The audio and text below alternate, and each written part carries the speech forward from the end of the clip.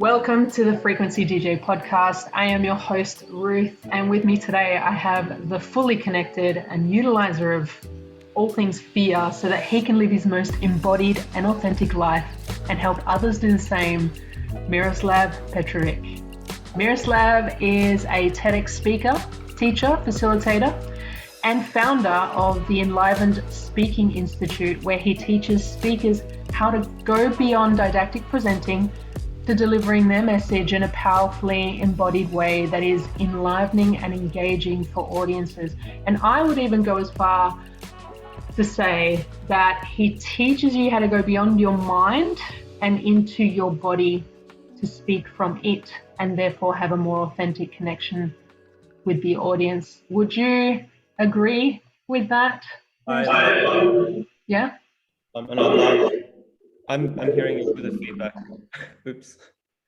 But yeah, whatever you've done is just changed it now. Yeah, I love what you're saying, and I love how you're perceiving that, even though like I've never really worked with you. So that's amazing. I like that. Yeah, I mean, I was reading up on you, and that, you know, from everything I gathered, that's kind of that was like my little nutshell of you for the speaking side of things anyway. Is that's your main thing that you do? Yeah, so it's me speaking and me teaching other people how to speak. That's essentially it. And when I say speaking, like for me, teaching, presenting, facilitating, training, like is all speaking. I mean, everything in life is speaking. And that's like one of the things people find when they work with me. It's like it's kind of like, how can I explain this? It's like if you learn to drive a race car, you're going to be comfortable in a very slow car. Like if you can learn to perform at that level, it's going to touch every single movement you ever have in a vehicle. And for me, like learning public speaking, the way I teach it, means you're just going to have a lot more confidence and comfortability and clarity with your voice in every area of your life. And like to just like zoom that out a bit, like we do this thing where we put things in small boxes, like, oh, public speaking is this thing you do at weddings and funerals, and if you're a keynote presenter. I'm like, no, public speaking is something you're doing all the time. But the way you do it is different. Like it's going to be social settings, and it's going to be your family and your kids, and your capacity to draw on the wealth of who you are and speak from that deeper place inside yourself to create business opportunities, to create sales, to create like long-lasting full connections with the people that you love. That is all public speaking. Like very little speaking happens outside of the public. And the reason like a lot of us pretend and don't lean into that is basically fear. Most of the time that fear is like suppressed. It's like we don't even know we're afraid because we have a lot of stories and excuses that allow us to keep the fear like tucked underneath a drawer or something. Yes, we do. So it's really ironic, considering your childhood, that you are a speaker now. Do you want to tell us a bit about that? Yeah, so in brief, I came to Australia as a refugee from the Bosnian War. And we came here as legal refugees. I mean, first we were refugees in Serbia, which was just like life-saving kind of stuff. It's like, let's just get out of the war zone. And I was 5 years old, 4 or 5. I don't really have much memory of that time. And then we were lucky enough to be able to immigrate and get a refugee visa to Australia. So it was like starting here anew without knowing a single word of the language and not even preparing. Like I think it's one thing when you prepare to go overseas. It's another thing when you're kind of having to do it because your life is on the line and your family's life is on the line. It's weird. It's like my solar plexus is constricting just talking about this. It's like my inner child still knows the experience. But basically what happened is, for whatever reason, I started stuttering when I was young. And I used to stutter, and like I think teachers at school and even thought I was mute because I wasn't speaking much.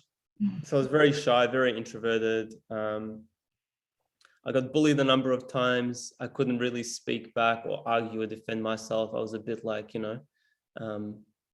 at times, like I remember one instance where I got bullied. I was like, and the teacher was asking me what happened. And then she brought like another Serbian child in to translate for me. And inside I was like, I know what you're asking me and I know how to say this to you in English, but the words just won't come out. I was like feeling completely debilitated with my voice. And when I see people get on stage now, I'm like, I see a lot of that. It's like speaking just has the capacity to draw to the surface all that stuff that was stuck inside us. And like very loosely, my journey went from there to at some point, just after high school, I started meditating. And I was stuttering all through high school. Like people would always be asking me, they wouldn't even ask me, they would ask like the person standing next to me. It's like, hey, does he ever speak? And, it's like, I wasn't stupid, but people just assumed that something was missing because I wasn't speaking regularly. Yeah. So when I started meditating after high school, was my first experience of like dropping into myself and getting a felt sense of like, oh, wow, like this is who I am. And this is what it feels like to be me and not be socially anxious. And very soon after that, I started asking the question, like, this is great that I'm experiencing this, but how do I have this and have my eyes open and not be seated in a meditation posture? It's like, I'm confined to having a real experience in myself in meditation, and that's it. And the answer came very quickly from a lot of sides, and it was basically like, you have to start teaching, which was scary. It's like, I have to be seen by more people now, but it was also the most enlivening thing I'd come across. Like for me, when I started early on teaching meditation, and a bit later after that, when I started speaking, I was like, this is like an open-eyed meditation for me. I'm like, I don't have to think about it. I can lean back into my presence, into authenticity, into whatever we want to call the vast reservoir of depth inside us. And it's like, if I can stay connected to that, words show up. You can call that your heart, but taking it out of like a romantic or new age space, like the deeply embodied heart, the essence of who we are. And it's just been a crazy roller coaster from there. I'm like, the more I do this work, the more this work calls me forward. And at some point, I had people start saying to me, like, can you teach me what it is you do? Because I've seen people speak and whatever you're doing is completely different than what I'm seeing on stage. So yeah, I sometimes joke and say I'm bringing in a whole new generation of speakers, which I'm joking, but I'm not really. Like that's actually what's happening. Love that. So when I was reading up on you, you talk a lot about meta fear and how using fear kind of is a tool in itself to help you transcend the fear itself, I guess. So how exactly do you do that?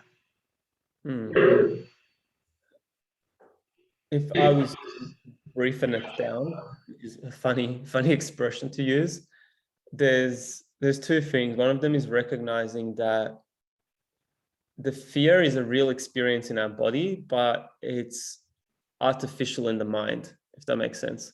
Mm-hmm. What our mind is creating based on the sensations of the body isn't real. It's like, it's an imagination or it's a dream.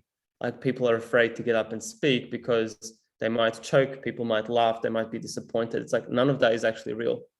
Yeah. And we're just living in an imagination when it comes up. Like that's really the first point, just to realize, like, and this sounds like a new age quote, your fears aren't real. It's like, it's not telling yourself my fears aren't real and then fearing them anyway and avoiding them or trying to suppress them. I'm like, that's just more bullshit, for lack of a better word.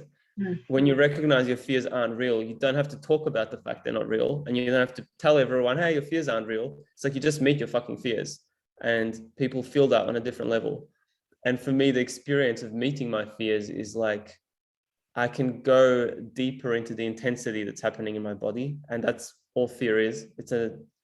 There's one rabbi that calls it the experience of being overwhelmed by the amount of sensation that's moving through our body.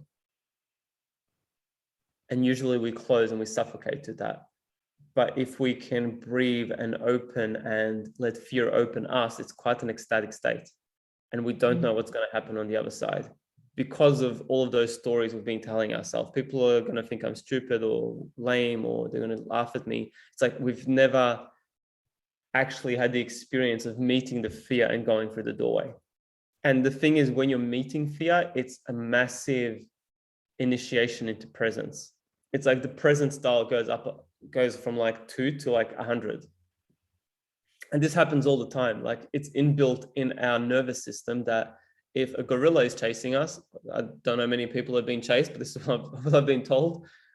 We kick into to fear, and that could be to freeze or to run. But it's like there's an immediate presence that comes. You're not thinking about your taxes. You're not thinking about all the other details in your life. You're like, oh shit, I need to be here now because my life is on the line. Mm. And the other fears, like the more social fears, or let's say purpose or service-based fears, like bringing to the world what we're here to do, it's exactly the same. It's like when we meet that edge of recognizing we have a message to share and we have to bring it onto the stage, it's like the fear is going to dial up the moment you say yes to being on the stage. And instead of running away to those stories, it's like, okay, this is scary, but can I step through it? And the metaphor here is like, instead of running from the gorilla, you're just looking, you're looking at the gorilla, and it's like, I'm not going to be scared of you anymore. And there's certain fears, like I don't suggest this, if someone's chasing you from a baseball bat, you run. And when the threat isn't there, you explore it. But when the fear is largely imagined outcomes based on a future that may or may not happen, it's like there's nothing scary with actually looking fear down the barrel. And you recognize you don't even have to take the action. You just commit to being there fully to receive the fear you've been running from. Mm. Does that answer your question? Is it good enough? Yeah, no, absolutely. Absolutely. So I'm going up on stage, just like scenario, hypothetical, and I'm sweating bullets. I've got memorized stuff that I want to say, but like I get up on stage and I'm drawing a blank. Like what are the what's the one best practical thing that you would suggest I do? I'm going to suggest something. Come and do my program before that happens, because I can teach you how to not have that happen. And this is like, I'm actually going to draw this back to some research. The nervous system has to be ready for an experience like that. And they found, like, during the Civil War in America, you had soldiers that were trained to fight, and then you had a lot of civilians take up arms because they thought it was a good cause. And what would happen was, when it was battle time, the civilians, like, it was something crazy, like over 90% of them would drop their weapons and just run. And this wasn't like their mind wasn't bored, their mind was ready to fight, but it's like that response that was wired in their body was terrifying. Mm. And I had this happen a few times. And one of I don't quote me on any of this. I could find the actual sources if you wanted for the notes later.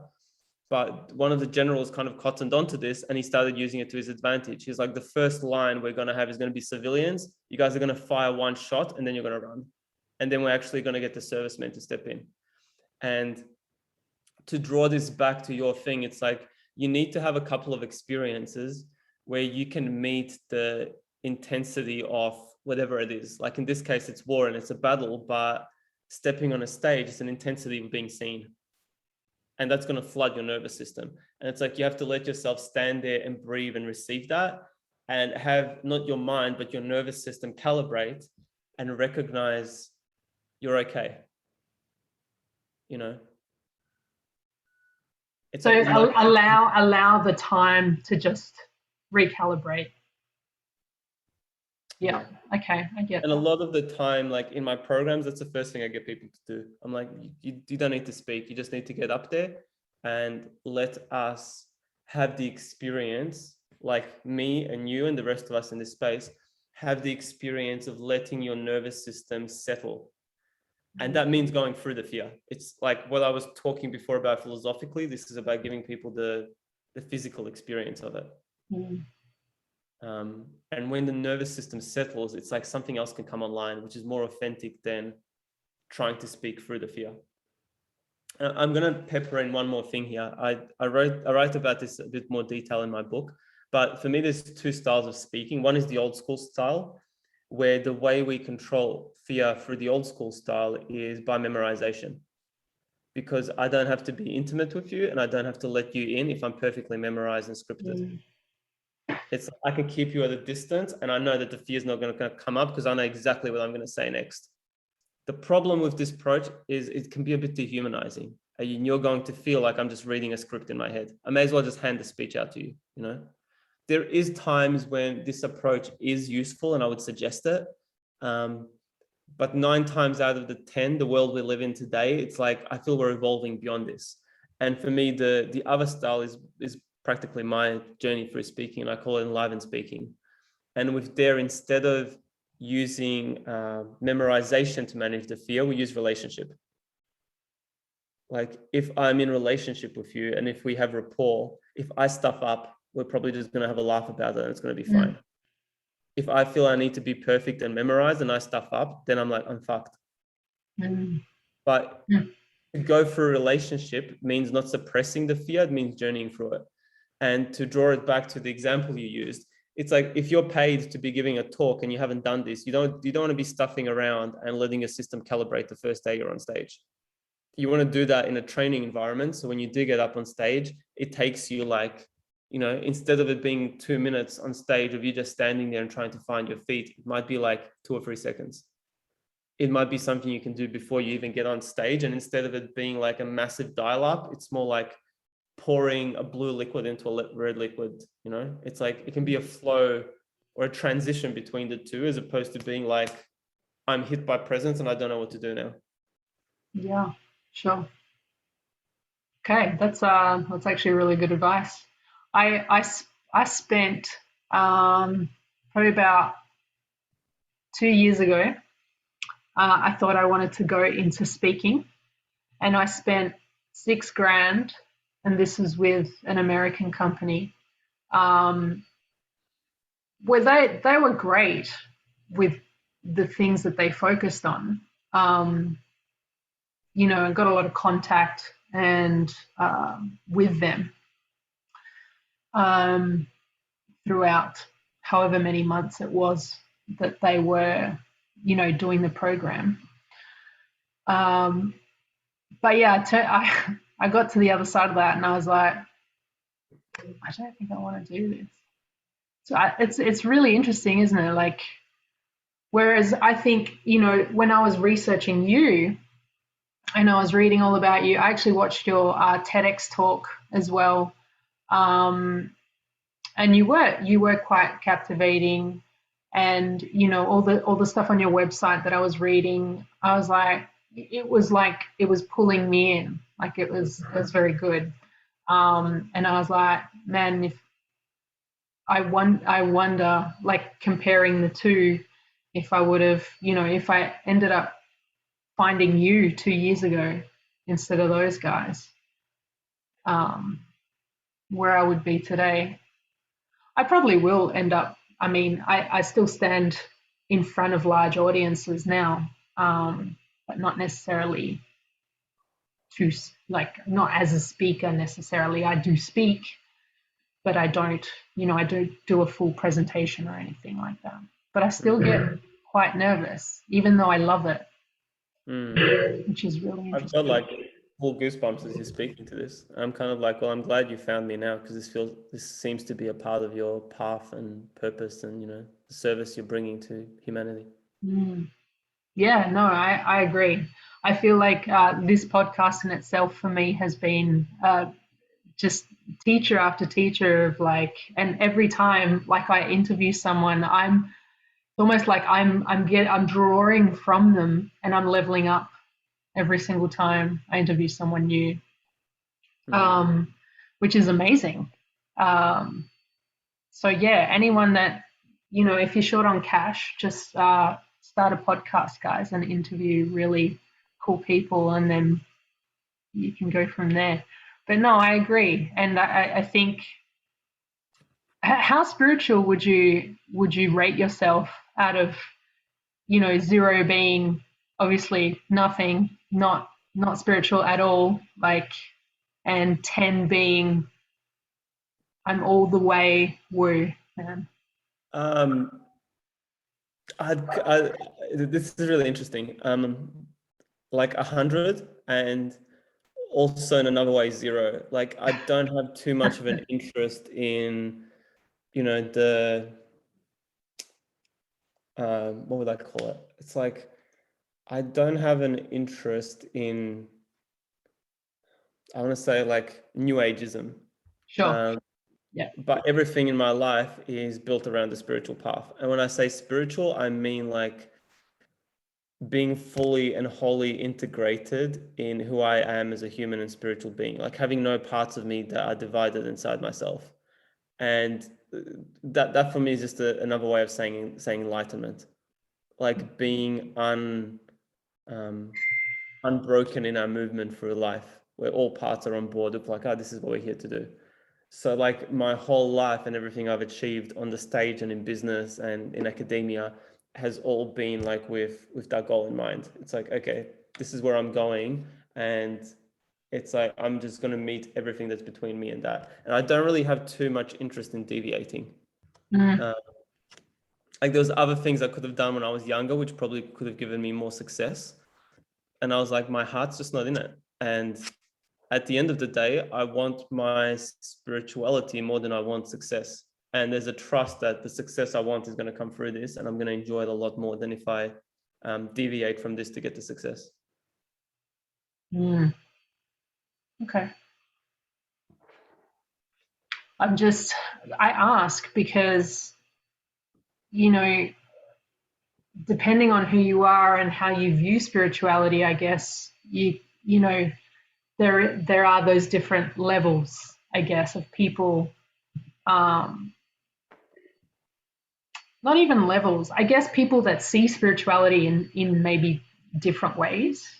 And one of those ways is, like what is meant for you will always find you.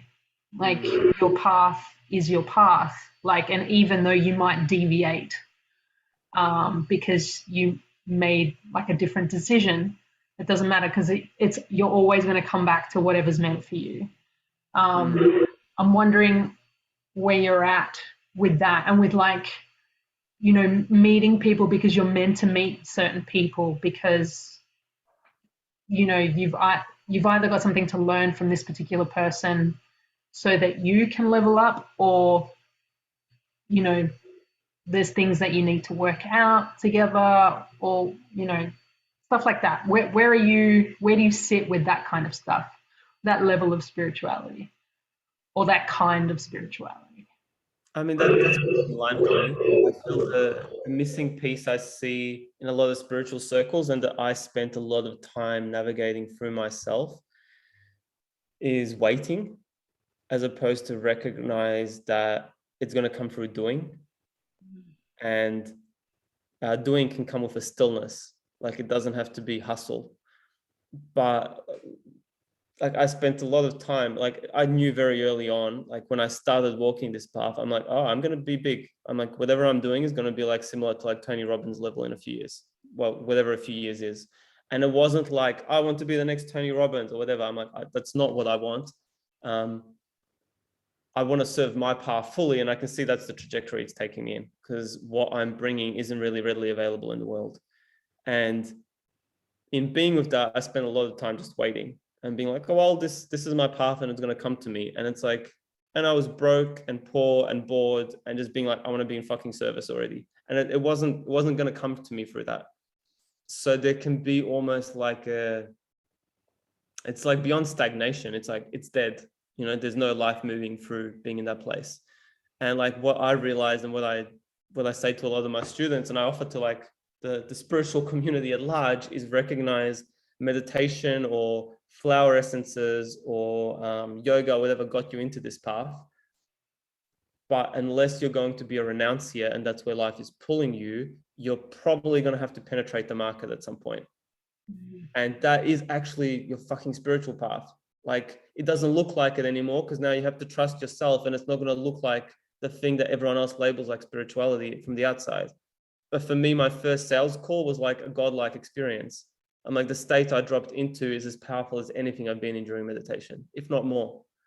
It was like a full body awakening of like, yeah, this is what you have to keep doing. First time getting on stage, similar thing. So sometimes when I hear spiritual people telling me about this stuff, I'm like, you just got to get on the phone. It's like, you got to do a photo shoot and brand yourself and deal with the discomfort, deal like with your ego dying in a very real way, not just as a meditative experience, and keep walking through that. It's like, that's where your path is. And like, It's like, don't even take my word for it. Just listen to your heart and listen to the fear or the restriction that might come up when I say this. And like, let that internal pull be what guides you through the process, because there's no one else that, I don't know, can keep you safe or guide you or any of that stuff. I'm like, yeah, there's safe spaces where we can do the work and then reintegrate and come back into life. But when you start being of service, it's like you are the safe space. Like you have to start creating that for yourself and for the people you're going to work with. And it's kind of scary, you know. It's like, oh, we're out there in the world and we're doing the thing now, and the world needs a lot more of that. Yeah, spot on. It's really interesting. Something that I have, as part of my journey, I guess you could call it, was that realization that no one's really here to save you, and show you what to do and tell you what to do and push you along. Like that's all you, man. Like that's this guy. And until you recognize that, there can be that period of stagnation or even death, like you put it. And I remember a post that I read that you did, which is very interesting because it's something that I went through as well, which was the doing the pro shots and just be like, okay, this is part of it. Like it's cool. Like I might feel like a dick or whatever, or a twat, or whatever comes up for you that makes you, that uncomfortability come up for you. But it's kind of part of the game. And if you're not, playing the game, then you're not gonna win the game. You're definitely not gonna win the game. If you're not even in the game, like participating with the rules of the game, then you're kind of stuffed. But yeah, I found it. It really resonated with me because it's something that it's quite recent as well, where I've just gone, I just got to own this shit. And yeah, because I've always had this battle with social media. I've had a business, not what I'm doing. Like it's only the past 2 years that I've had, this podcast and doing the sound stuff and whatever. But previous to that, 7 years of being having my own personal training business, and just really so much turmoil with social media and showing up, because I had to, because that is how I would get clients.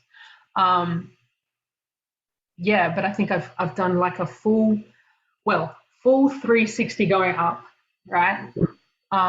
Where I've done that, whatever growth, whatever learnings I got along the way.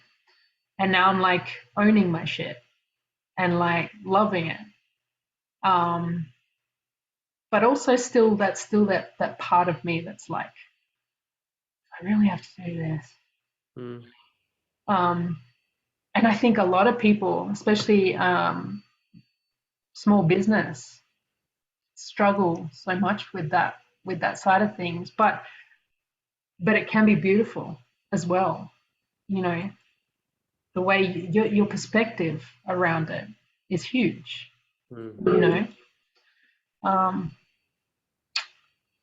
Just rambling now, but that's I have a question for you, and this came up before when you were speaking about the training you did before and finding me now. I'm like, I was feeling the energy in the space. And there was a question like, if your solar plexus could speak, what would it say in this moment? In this moment, yeah. Just let me sit through just calibrating my fear right now. Just give me 2 seconds.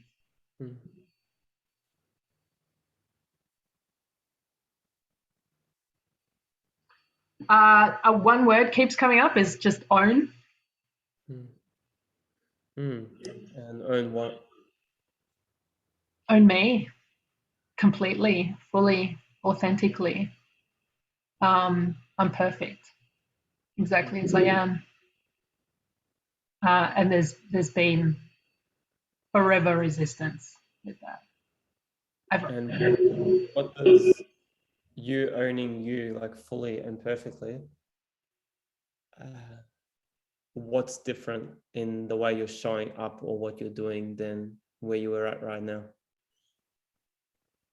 Sorry, in comparison to what's different. Sorry, can you repeat like where you are now compared to when Ruth is owning everything and owning herself fully? What's different in her life when she's doing this? There's flow. There's so much more flow.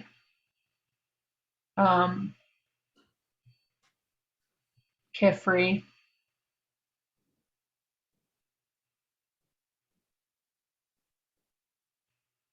There's just like this constant contentment,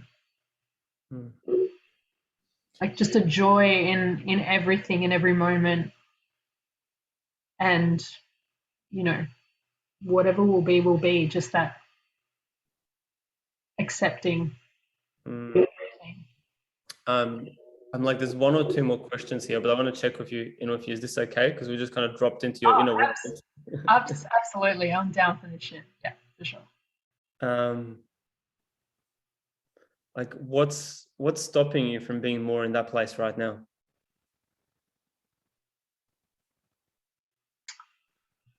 And just go to your body as well. Like, what's actually stopping you?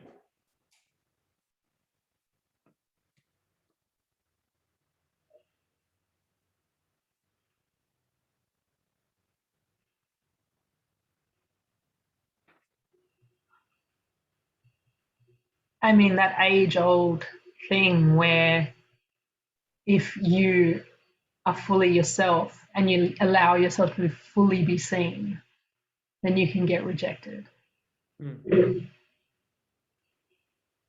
Which is interesting because for the most part, I'm okay with rejection. I've had so much rejection in my past, like really big familial and community rejection. Can we just see how it feels? Can I what? Sorry. Can we do something and you just see how it feels? Oh, sure. So if you just let yourself sit where you are now, like if that's, and for anyone that's not watching the video, like Ruth is just leaning on her chair, to just notice like, and I'm just placing my hand, I don't know, 20 or 30 centimeters away from my chest. If this is where your full flowing wholesome self was, how does it feel to just like slowly and keep breathing and feeling, but just like lean into being in that place?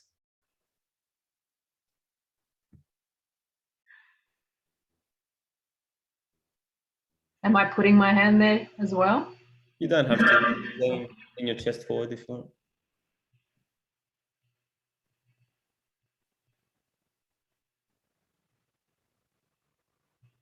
Keep breathing.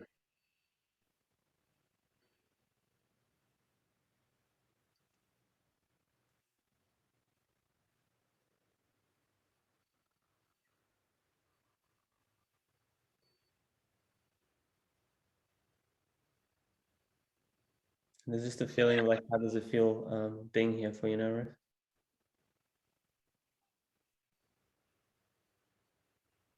There's some fear, but it's enlivening.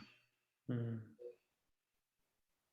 like, if that enlivening fear was to speak or say something, what would it say? And it's so fucking party, like rock and roll. Let's go. Like it's fun. It's fun here. Yeah.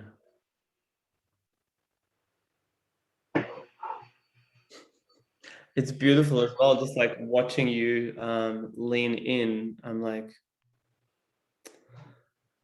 it's like a quality of authenticity or softness. Mm. And I'm like, I already like you from the moment we started talking. I was like, oh, this is good. I like this podcast. Like, I'm having fun here. And I was like, oh, it's like another part of you just came through. And it's like, it's not that you weren't being real, but it's like another flavor of realness came to the party. Mm. Yeah. And I feel that I've been struggling with that of late. It's almost like, I've done that. Cared a lot, cared nothing, didn't give a shit anymore, as in what people thought of me. And then now that I feel like I'm about to step into something so much bigger, I feel like there's something big coming, the next chapter of my life or whatever. All that, whatever's left, whatever remnants of that stuff has been coming up of late. And that's been coming up quite strongly. So I've been navigating. Yeah, whatever's left of that for me to navigate, to really be able to step up. And what do you need to make that happen? I want to be clear. Sometimes when we ask this question, it's like the mind goes backwards instead of forwards. So it's like, in relation to you already stepping forwards, what's the resources or support? Like, what do you need to continue making that happen? Stepping into my full authentic self, is that what you're talking about? Yeah. What do I need to make that happen?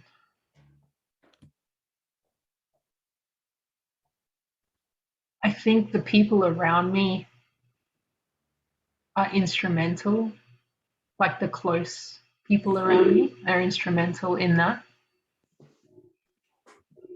But for me to just feel the fear and do it anyway, for a cliche thing to say, which I do all the time. Yeah, I think that's actually a big piece of speaking to, though. Like, the resources we have in our life are going to allow for us to show up in a different way.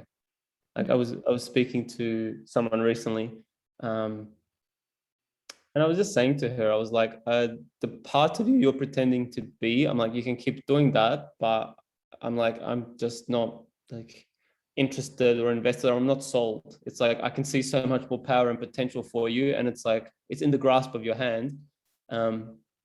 But you're choosing, like, for whatever reason, you're just choosing to stay where you are. I'm like, you don't need more healing and clearing and shit. You just need to do the thing now. It's like, you're ready. You've been here for a while. And she asked me something like, she basically, I think she asked me, like, what is it that allows you to keep doing that? And I was like, the answer in this moment that I would give you is, it's like the support network behind me. And I don't mean like, he's my therapist and he's my guide and he's my psychic and whatever. It's like the people I surround myself with and spend time with are a very different, like, energetic structure in my system. And like, I don't even have to talk to them, but I'm feeling held. And she was quite, like, attuned in a psychic way. And she's like, yeah, I can see the map of what you've got behind you and around you compared to what I have. And it's like, this is just a whole lot of holes. And I can see, like, for me to step into something like that, it's like I'd be forced and invited almost, just like by the ecosystem, to be doing more of what I'm doing. Mm. And Yeah. I want to add this as well. Like, I had a very real experience of this recently. I had some men in the local area to me reach out, and they were like, hey, we kind of want to do a men's group, but it's not really a men's group. I was like, we're all of a similar kind of interest and caliber, and we've done a lot of similar work. And they're like, we just want to meet in that space regularly and just, like, say what needs to be said. And, like, I was like, this is interesting. I've never really been into men's groups. Like, it needs a place in the world, but it's just not been somewhere where I've been called to explore my own process through life. And when they said this, instantly I was like, I'm a yes. It's like, my system is just available for this. And when I stepped into that, now we only meet, like, I don't know, an hour and a half or two every second week. And it's just like a short 6-week commitment. But after the first and second session, I'm like, I can feel the support of these men in my system. And I can feel how it's allowing me to step up and bring parts of myself into the world that I haven't done before. And I'm not really chatting to them outside of that. We don't really do much small talk, but just like being in that ecosystem has become another resource for me to keep bringing and doing what I have into the world. And like being aware of the subtlety of these layers, you realize it's not so subtle. It's like your whole life is on the line based on who you're spending time with. Like one of the things I did with my students, so usually I do a 6-month program, and that's like, I really give people everything. I'm like, there's over 10 years of my personal experience and study in teaching, speaking, and facilitating.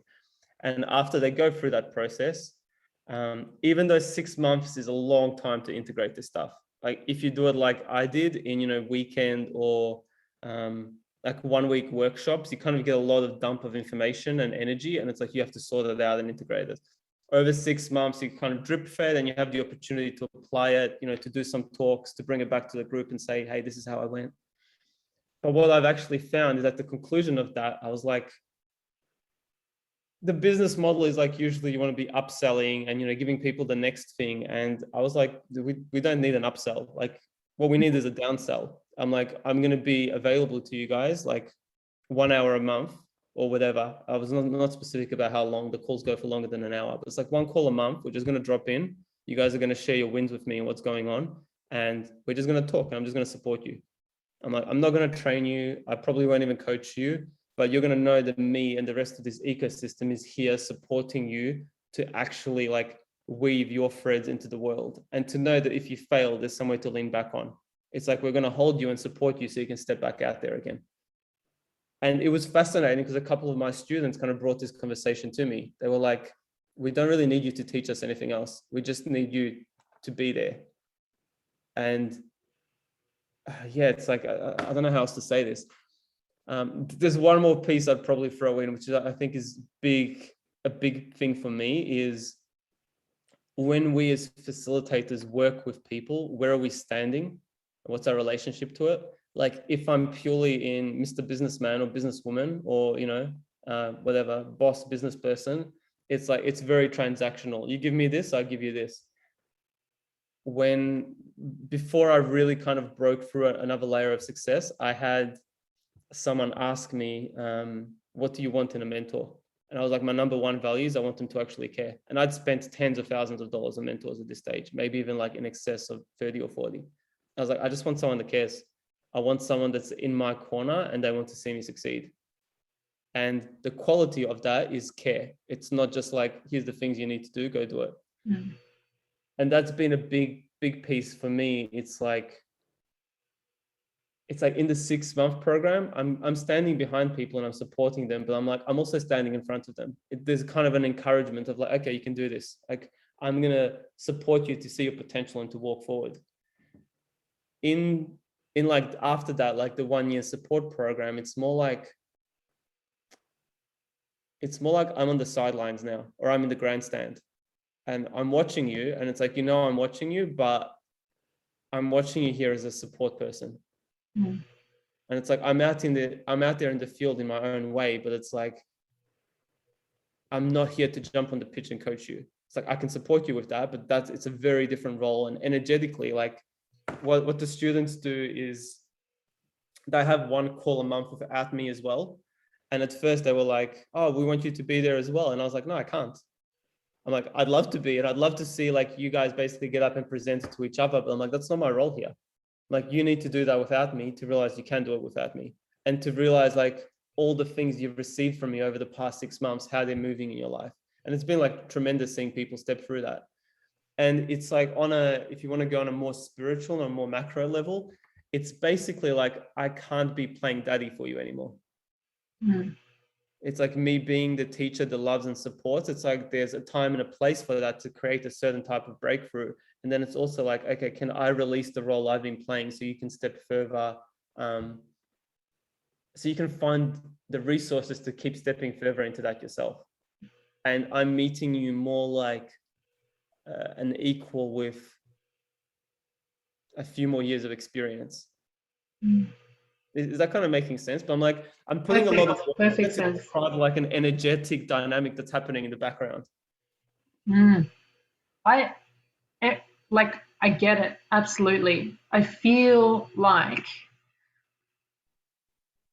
the teachers of now and tomorrow, um, they have this. It's flow. I don't want to say flow. It's quite. It's going back to nature. There's an organic feeling about how they come across, how they teach, um, how they then step back, um, and like you said, stepping back and allowing them to pull from their own resources and see and watch them fly, basically, because they can. Um, and it's pulling from all those learnings and personal growth that you've had, and using those individual modalities that maybe you've learned along the way to teach, and being intuitive, so much more intuitive when you teach instead of here is the lesson plan and I'm going to go step by step, and then once the lesson plan is done, see you later, thanks for coming, which has been very much the teaching or the way of teachers of the past. And this can be in any modality. I don't think it really matters. Um, but yeah, I feel that it's what you do is really organic as well, and that's beautiful.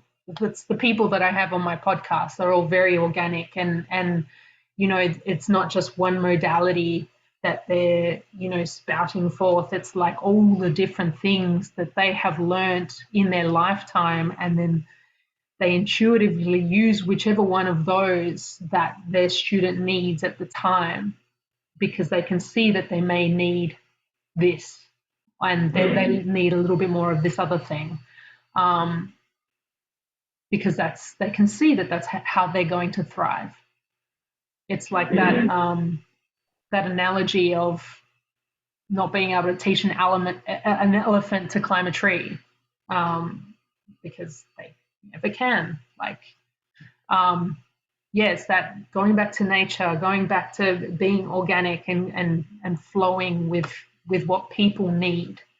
And I think that's you're doing that, and it's beautiful. Absolutely, yeah.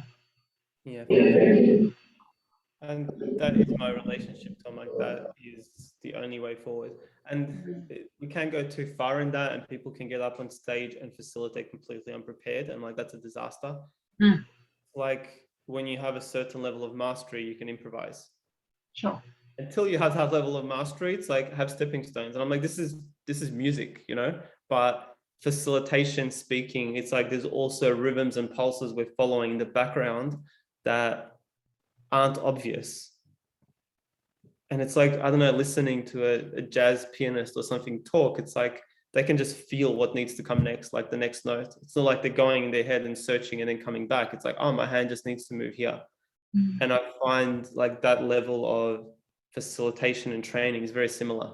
It's like you can feel the next note before it's even in the space. And it's like, okay, this is where we need to go now.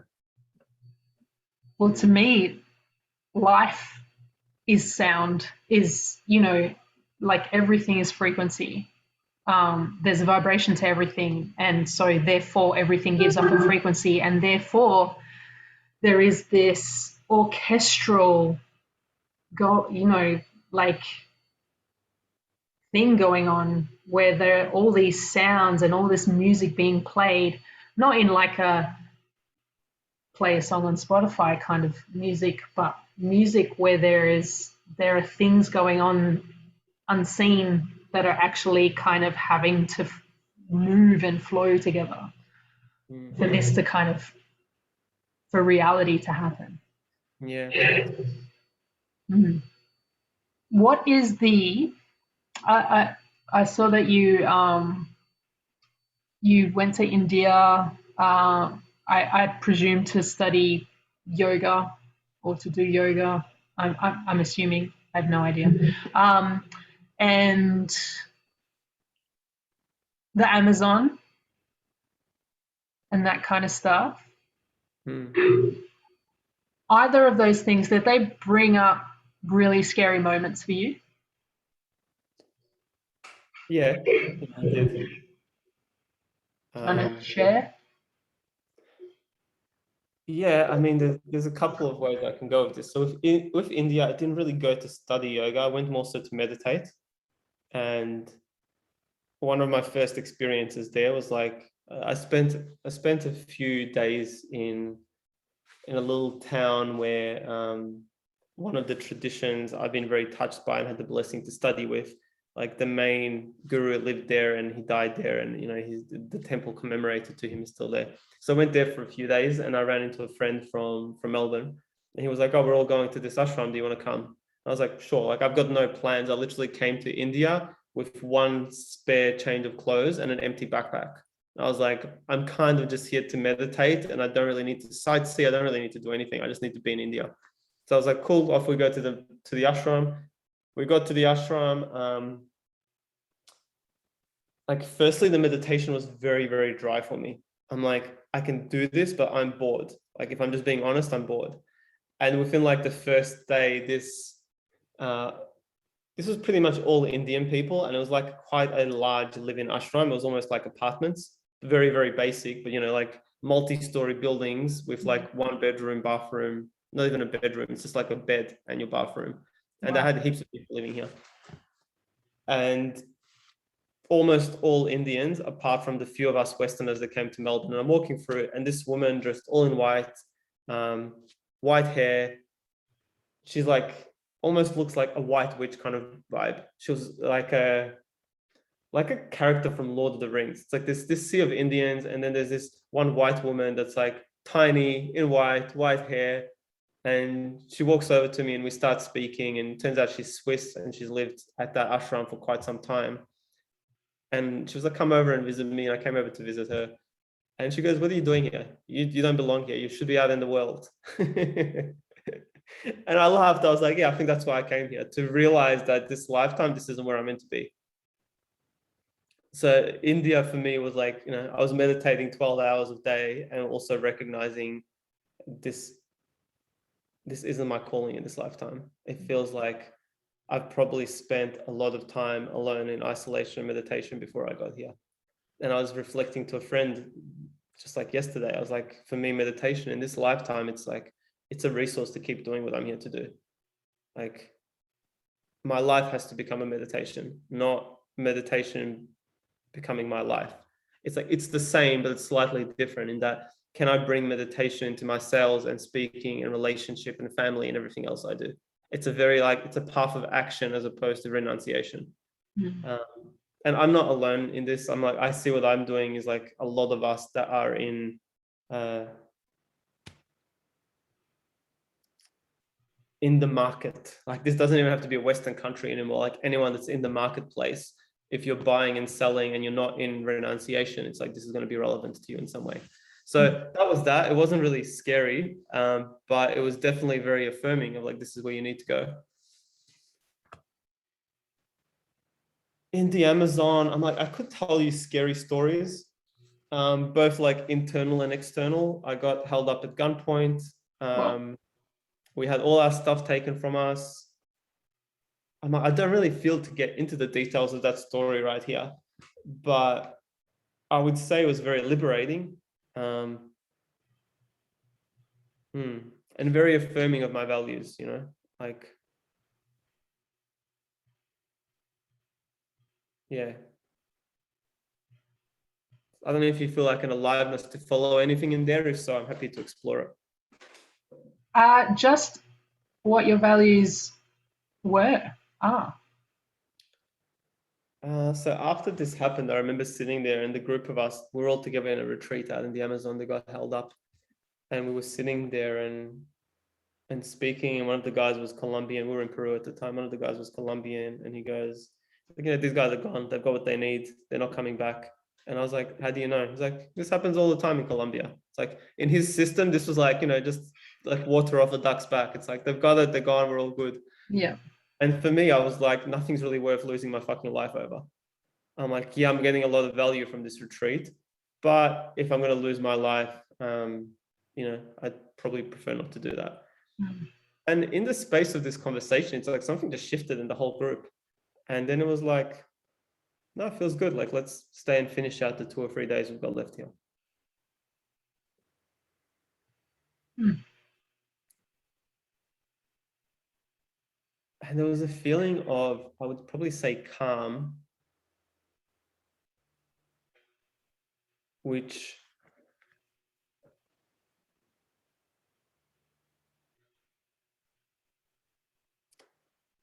I would say, I can't say us, but I would say it probably allowed us as a group, but definitely me, to find like a deeper sense of harmony or communion with the world. Mm. It's like, I'm just here to do what I'm here to do, and I can't really control all the things around it. Definitely brought me out of my naivety and believing things like that only happen to other people or in the films. It's like, oh no, this is fucking real. And you kind of feel it landing in the airport in the Amazon. Like I've been to Peru a couple of times, and landing like in Cusco in the mountains is very different to landing in the Amazon. Like landing in the Amazon, I'm like, oh, you can feel the hostility in the air here. It's like same country, very different culture. And I feel like the value that it left me with was like, I'm willing to pursue this path no matter what. And like the meeting of the fire of presence is more important to me. So after this happened, like years and years later, like this desire to go back to Peru came up again. And I was like, do I really want to fucking do this? Like, do I really want to go back to a place where I've been held at gunpoint, like for no fucking reason? And there was another part of me that's like, this isn't really even a choice, you know? Like my logical mind would be like, I shouldn't do this. And another part of me is like, it already knows I had to do it. And that second time I got less from the experience than I did the first time. It was very similar to India. And that was like, you just came here to realize that you don't need to be here. You need to be out in your life and bringing what you're here to bring. And sometimes you just need to do that to realize.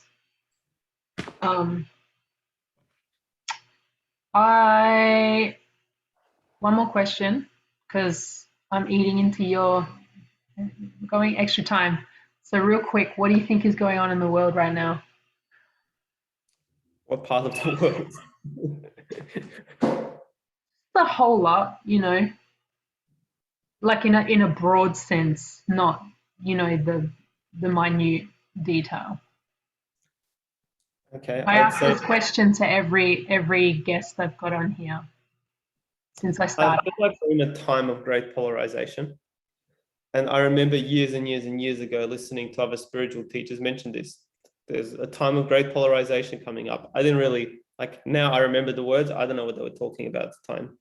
Now I'm like, their words are ringing in my head as I'm kind of seeing what's happening. There's a lot of division. There's a lot of searching for the truth, a lot of misinformation. And I think that goes both ways. And maybe a greater calling for us to come back to the truth that's within us. I feel essentially like what side we're on is not as important as being connected to the truth. And the truth isn't like, this is all a conspiracy theory, or, everyone needs to get vaxxed because corona is dangerous, because we're kind of seeing that, all of these things, the narrative changes. Like both the conspiracy narrative and the mainstream narrative, it keeps changing. And it's like, how long am I going to stay bought into this particular narrative? And for me, it feels like there's not just two narratives. We're pretending there's two sides, but it's like looking at a mountain. It's like, yeah, you can look at it from the left or the right and anywhere in between, and you're going to see a different thing on every one of these vantage points. And I think we've kind of forgotten that. So there's a part of me that would like us as humans to embrace the complexity of life. Like right now, watching this thing with Russia and Ukraine, when it first started happening, I just jumped online. I'm like, all right, I'm getting a very westernized perspective and frame for which to look at this conflict. I actually don't know what the fuck's happening. Yeah. And I was like, let me read some other news sources. Let's have a look at like Russia and Belarus. And even finding that stuff, you're not going to find it on the first page of Google. You have to go digging. And even when I find it, I'm like, how much of this is Google audited compared to what's actually happening in the Russian press? So there's a sense there for me. It's like, there's a lot of political stuff that's happening that unless we take the time to explore these different perspectives, we're just like riding in someone else's narrative. Whether that's like CNN or your Facebook friend that's into conspiracy theories, it's like they're all perspectives. They're being molded by someone else and being edited by someone else. And for me, the most empowering place is just to remember, like, we as humans are very vast and complex, and to remember like the multiple perspectives with which we can view life. And I feel there's a movement forward of recognizing things need to go into polarity before they can come back to a place of settledness. Mm-hmm. Yeah, there's things that are being purified through us as human beings, that like the pendulum has to swing one way. Like to bring it back on an individual level, it's like for someone to be more magnetic when it comes to their business, it's like they have to express their fire. And that means they have to like penetrate the world.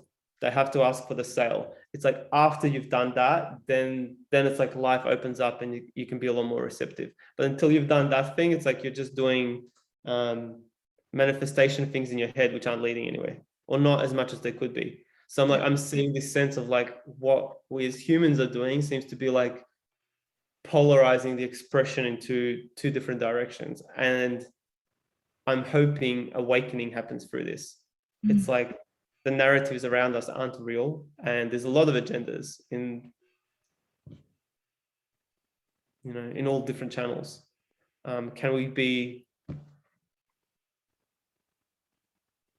soft and compassionate and can keep coming back to what matters? And that doesn't mean like kneeling over or bending over to whatever's there. It's like, can we stay connected to that truth inside ourselves, which isn't going to make sense to anyone else? And for me, the feeling of that is presence. It's not vengeance. It's not fear. It's like, can I be connected to presence? Because what moves through me from there is beyond wrong and right. It's like, then I'm just purely in service. Beautiful. I love that. Where can people find you if they want to work with you, Miroslav? Easiest place to reach out to me is on Facebook. Just send me a message. Enlivened Speaking Institute.com is the institute I founded. We've trained over 200 speakers this last year and a half or so. MiroslavP.com is my personal website. So if you're looking for someone to speak or present to your company or organization, that's the best place to reach out there. Beautiful. Miroslav, it's been fucking amazing. Thank you so much, man. I really appreciate your time. It's been really cool. Pleasure, Ruth. I really enjoyed this conversation too, so thank you for that. Awesome. What I might do is I might drop a link to your listeners to my book as well. It's called Give Them Goosebumps. And for anyone looking to get more comfortable on stage or bringing more of themselves to the stage in an enlivened way as opposed to the old school way. So whether it's like you're doing business meetings or, I don't know, real estate or your cousin's wedding, doesn't really matter. It's just, I feel like it's a really useful tool just to support people to make that transition into more of their authenticity. Beautiful. Great. Thank you.